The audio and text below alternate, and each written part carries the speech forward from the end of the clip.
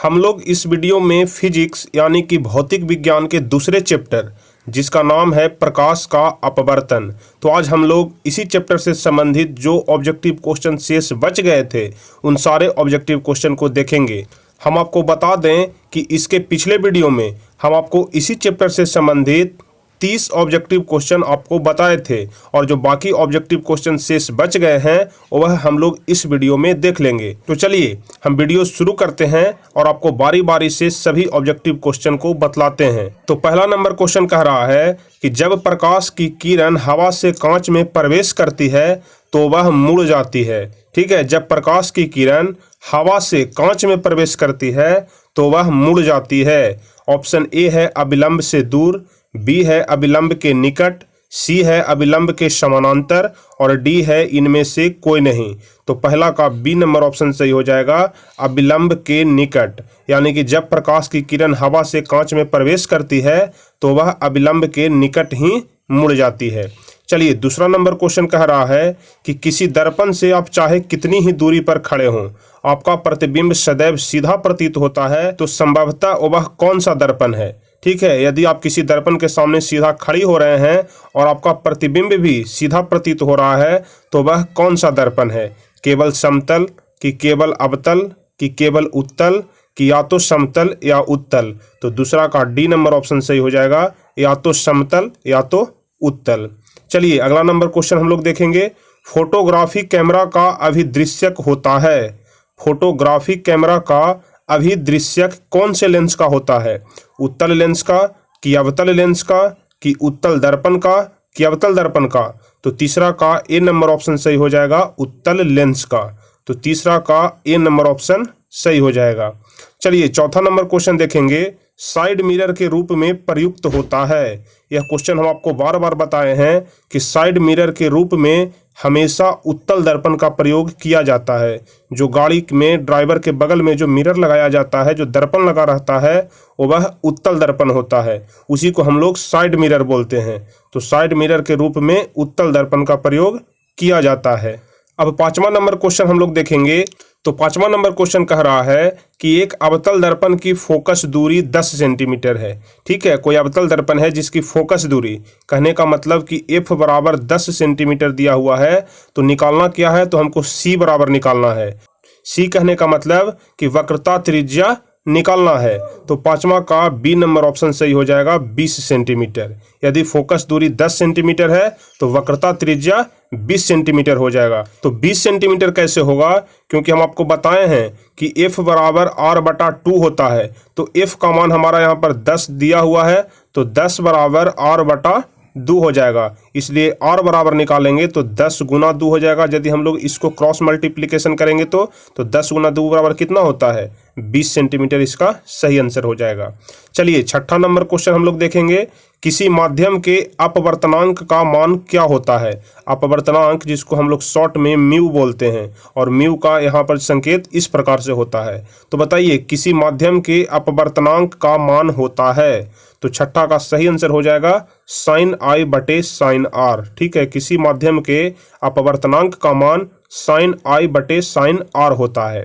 चलिए सातवां number question कह रहा है कि निर्गत किरण एवं अभिलंब के बीच के कोण को कहते हैं।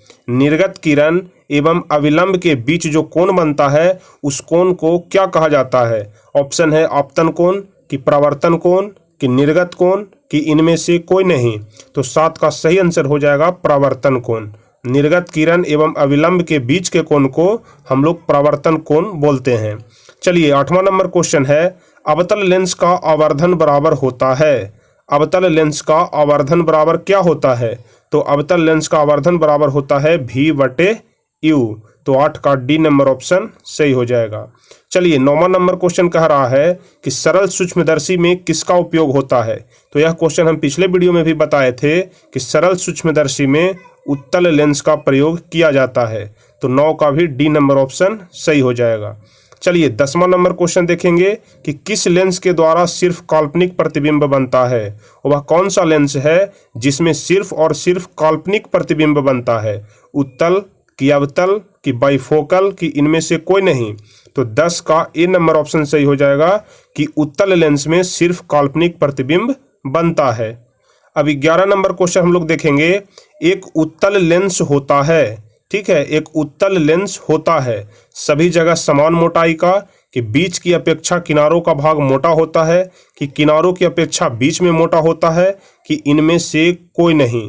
तो हम बताए थे कि उत्तल लेंस जो होता है वह किनारों की अपेक्षा बीच में मोटा होता है। इस प्रकार से उत्तल लेंस का जो फिगर बनाया जाता है जिसमें किनारे का भाग पतला और बीच का भाग जो होता है वह चौड़ा होता है। तो 11 का सी नंबर ऑप्शन सही हो जाएगा। चलिए 12 नंबर क्वेश्चन कह रहा है कि किसी बिंब का वास्तविक यानी कि किसी वस्तु का वास्तविक एवं समान साइज का प्रतिबिंब प्राप्त करने के लिए बिंब को उत्तल लेंस के सामने कहाँ रखेंगे। ठीक है, कोई वस्तु है उसका समान साइज का मतलब जितना बड़ा वस्तु है उतना बड़ा ही उसका प्रतिबिंब भी होना चाहिए। तो इसके लिए हम लोग उत्तल लेंस के सामने वस्तु को कहाँ रखेंगे, लेंस के मुख्य फोकस पर रखेंगे, कि फोकस दूरी की दुगनी दूरी पर रखेंगे, कि अनंत पर रखेंगे, कि लेंस के प्रकाशित केंद्र तथा मुख्य फोकस के बीच रखेंगे। तो 12 का बी नंबर ऑप्शन सही हो जाएगा कि फोकस दूरी की दुगनी दूरी पर रखेंगे, तभी हम लोग किसी वस्तु का प्रतिबिंब और वस्तु की जो समान लंबाई होगी वह समान हो जाएगी। तो 12 का बी नंबर ऑप्शन सही हो जाएगा। चलिए अगला नंबर क्वेश्चन हम लोग देखेंगे। किसी बिंब का अवतल दर्पण द्वारा बना प्रतिबिंब आभासी, सीधा तथा बिंब से बड़ा पाया गया। ठीक है, कोई भी वस्तु है उसका प्रतिबिंब जो है वह आभासी, सीधा और वस्तु से बड़ा पाया गया। तो वस्तु की स्थिति कहाँ होनी चाहिए, कहने का मतलब कि वस्तु कहाँ पर रखा हुआ होगा कि उसका प्रतिबिंब आभासी, सीधा और वस्तु से बड़ा बनेगा। ऑप्शन है मुख्य फोकस तथा वक्रता केंद्र के बीच, कि वक्रता केंद्र पर, कि वक्रता केंद्र से परे, कि दर्पण के ध्रुव तथा मुख्य फोकस के बीच। तो 13 का सही आंसर हो जाएगा दर्पण के ध्रुव तथा मुख्य फोकस के बीच। यानी कि दर्पण के ध्रुव तथा मुख्य फोकस के बीच हम लोग किसी भी वस्तु को रखेंगे तो उसका प्रतिबिंब आभासी, सीधा और वस्तु से बड़ा दिखाई पड़ेगा। तो 13 का डी नंबर ऑप्शन सही हो जाएगा। चलिए 14 नंबर क्वेश्चन कह रहा है कि किसी गोलीय दर्पण और किसी पतले गोलीय लेंस दोनों का फोकस दूरियां -15 सेंटीमीटर है। ठीक है, कोई गोलीय दर्पण है जिसका भी फोकस दूरियां -15 सेंटीमीटर है और कोई पतले गोलीय लेंस है जिसका भी फोकस दूरियां -15 सेंटीमीटर है। तो दर्पण तथा लेंस संभवतः है, तो कौन सा दर्पण है और कौन सा लेंस है। तो इसका सही आंसर हो जाएगा कि दर्पण उत्तल है और लेंस अवतल है। चलिए 15 नंबर क्वेश्चन हम लोग देखेंगे। दाढ़ी बनाने में कौन सा दर्पण उपयुक्त है। तो हम आपको बताए हैं कि दाढ़ी बनाने में हमेशा अवतल दर्पण का प्रयोग किया जाता है। तो क्वेश्चन कह रहा है कि दाढ़ी बनाने में कौन दर्पण उपयुक्त है अथवा दाढ़ी बनाने में किस प्रकार के दर्पण का उपयोग किया जाता है। तो 15 का सी नंबर ऑप्शन सही हो जाएगा अवतल दर्पण का। चलिए 16 नंबर क्वेश्चन देखेंगे। गोलीय दर्पण में फोकसांतर एवं वक्रता त्रिज्या के बीच संबंध होता है। ठीक है, गोलीय दर्पण में फोकसांतर एवं वक्रता त्रिज्या के बीच संबंध होता है। ऑप्शन है R बराबर 2f 2 और f बराबर r/2 और r बराबर f/2। तो इसका सही आंसर हो जाएगा सी नंबर f बराबर r/2। तो 16 का सी नंबर ऑप्शन सही हो जाएगा।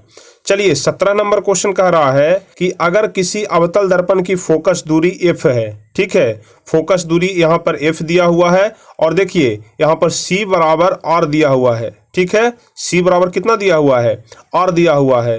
तो कह रहा है कि ऑप्शन इसमें से कौन सा होगा, f बराबर r/2 होगा, कि बी नंबर ऑप्शन है f बराबर 2r होगा, कि f बराबर 3r/2 होगा, कि f बराबर इनफाइनाइट होगा। तो 17 का सही आंसर हो जाएगा f बराबर r/2 होता है। यह फॉर्मूला हम आपको बहुत बार बता चुके हैं। तो 17 का ए नंबर ऑप्शन सही हो जाएगा। चलिए 18 नंबर क्वेश्चन कह रहा है कि अवतल दर्पण से परावर्तन के बाद किरण किस बिंदु से गुजरेगी। अवतल दर्पण से परावर्तन के बाद जो किरण होती है वह किस बिंदु से गुजरेगी। तो 18 का सही आंसर बी हो जाएगा एफ, यानी कि फोकस से होकर के गुजरेगी। तो 18 का बी नंबर ऑप्शन सही हो जाएगा। चलिए 19वां नंबर क्वेश्चन देखेंगे। किसी दर्पण से वस्तु को कहीं भी रखने से वस्तु के बराबर आकार का सीधा प्रतिबिंब बनता है तो वह दर्पण होगा।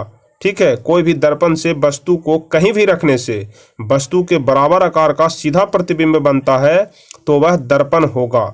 ऑप्शन है उत्तल, अवतल, समतल, समतल तथा उत्तल। तो 19 का सही आंसर हो जाएगा समतल। ठीक है, किसी दर्पण से वस्तु को कहीं भी रखने से वस्तु के बराबर आकार का सीधा प्रतिबिंब बनता है तो वह समतल दर्पण होगा। तो 19 का सी नंबर ऑप्शन सही हो जाएगा।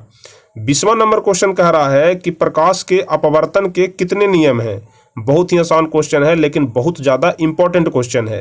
प्रकाश के अपवर्तन के कितने नियम हैं, तो 20 का सही आंसर हम आपको बताए हैं कि प्रकाश के अपवर्तन रहे या फिर प्रकाश के परावर्तन रहे, दोनों के 2 नियम होते हैं।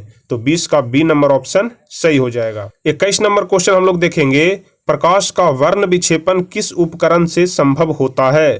प्रकाश का वर्ण विक्षेपण किस उपकरण से संभव होता है, दर्पण से कि लेंस से कि प्रिज्म से कि कांच की सिल्ली से।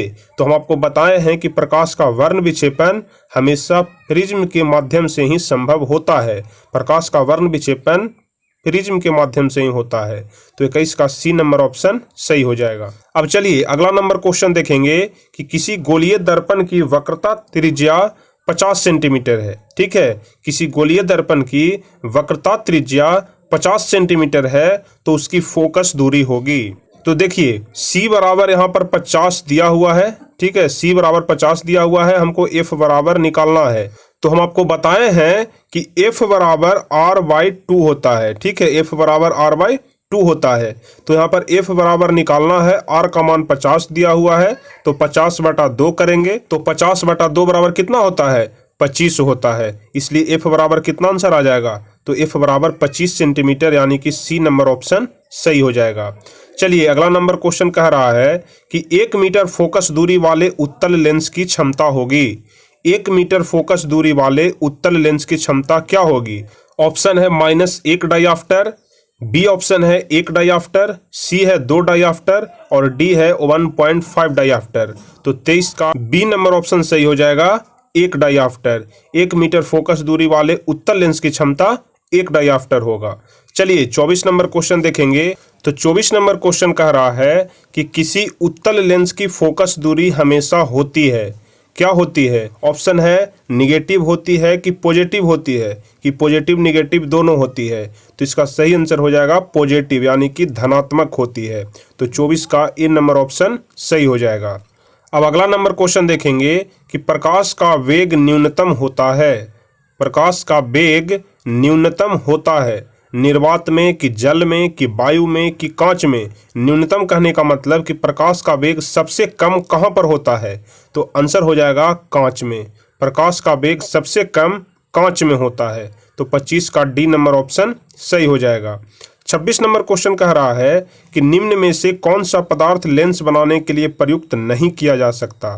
26 नंबर क्वेश्चन है कि कौन सा पदार्थ है जो लेंस बनाने के लिए प्रयुक्त नहीं किया जा सकता है, जल कि कांच कि प्लास्टिक कि मिट्टी। तो इसका सही आंसर हो जाएगा मिट्टी, क्योंकि मिट्टी से कभी भी लेंस नहीं बनाया जा सकता है।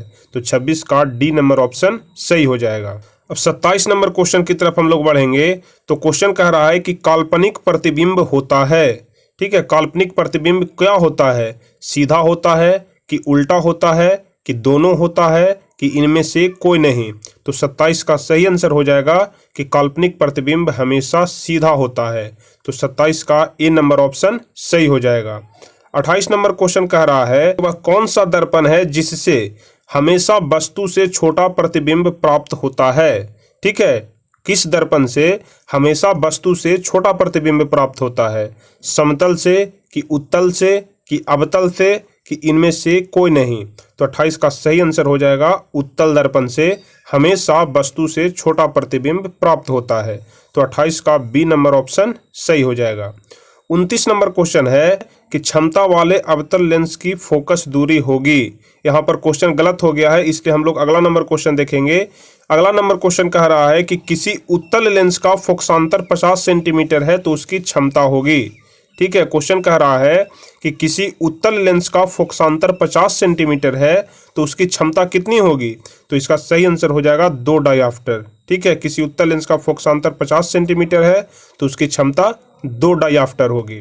तो चलिए आज आपका जो यह चैप्टर है प्रकाश का अपवर्तन, यह भी पूर्ण रूप से समाप्त हो गया। इस चैप्टर के अंतर्गत भी जितने सारे सब्जेक्टिव और ऑब्जेक्टिव क्वेश्चन थे सभी क्वेश्चन हम आपको बता दिए। तो हम आशा करते हैं आपको यह वीडियो पसंद आया होगा। यदि वीडियो आपको पसंद आया हो तो आप वीडियो को लाइक जरूर करें और आपको यह वीडियो कैसा लगा आप हमें कमेंट में जरूर बताएं। और जो भी स्टूडेंट इस चैनल पर नए हैं वह चैनल को सब्सक्राइब करके बेल आइकन दबा दें ताकि आगे के भी सभी वीडियो का नोटिफिकेशन उन्हें मिल सके। तो चलिए फिर मिलेंगे हम आपसे अगले वीडियो में। तब तक के लिए जय हिंद, धन्यवाद।